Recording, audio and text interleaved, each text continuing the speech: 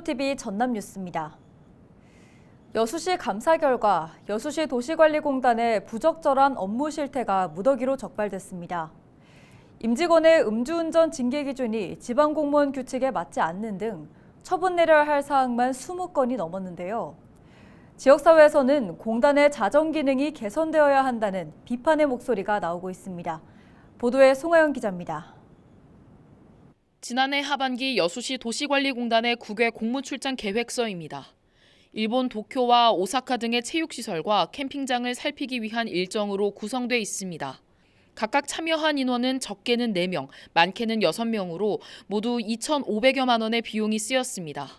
그런데 해당 계획서와 출장 후 보고서, 귀국 후 30일 이내 공단 누리집에 게시돼야 했지만 그보다 한참 지난 뒤 공개된 사실이 뒤늦게 드러났습니다. 여수시 감사 결과 규정을 지키지 않은 정황이 확인된 겁니다. 되도록 빨리 올리려고는 하시지만 좀 여유가 되실 때 올리는 편이어가지고. 여수시 도시관리공단에 대한 감사가 시작된 건 지난 1월 말.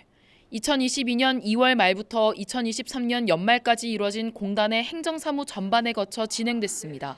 감사 결과 적발된 사항은 모두 25건으로 시정 등이 필요한 행정상 조치가 19건, 훈계와 주의가 내려져야 할 신분상 조치가 6건입니다. 주요 지적사항에는 지방공무원 징계규칙에 맞지 않는 임직원의 음주운전 징계 양정 기준이 포함됐습니다. 또 임신 중인 여성 근로자의 휴일 근무를 부적정하게 승인한 내용 등도 담겼습니다. 이런 가운데 지역사회에서는 여수시 도시관리공단의 부실 행정 실태가 예견된 일이었다는 지적이 나옵니다. 지난해 행정사무감사 당시 불성실한 태도가 도마 위에 올라 이에 대한 시정 요구가 잇따랐기 때문입니다. 이에 자정 능력을 상실한 공단이 시민 눈높이에 맞춰 개선돼야 한다는 목소리가 제기되고 있습니다.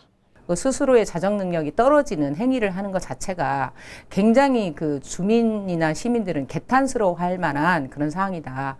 그 여수시의회 의원들도 조금 더 책임감 있는 자세로 좀 강하게 업무를 점검할 필요가 있겠다라는 생각이 듭니다. 여수시 도시관리공단은 감사 결과를 토대로 대부분 처분 조치가 내려진 상태라고 설명했습니다. 그러면서 내부 자정 기능을 강화하기 위해 자체 감사를 통한 재발 방지에 집중하겠다고 밝혔습니다.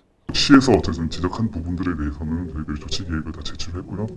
한 2건을 제외하고는 모두 조치 완료를 했습니다. 행정 절차상의 문제를 좀 사전에 예방하는 데 좀 중점을 두고 있습니다. 공익을 위해 운영되는 지방 공기업. 기능에 충실한 것과 더불어 신뢰를 높이기 위한 자정 노력이 요구됩니다. 헬로티비 뉴스 송하영입니다.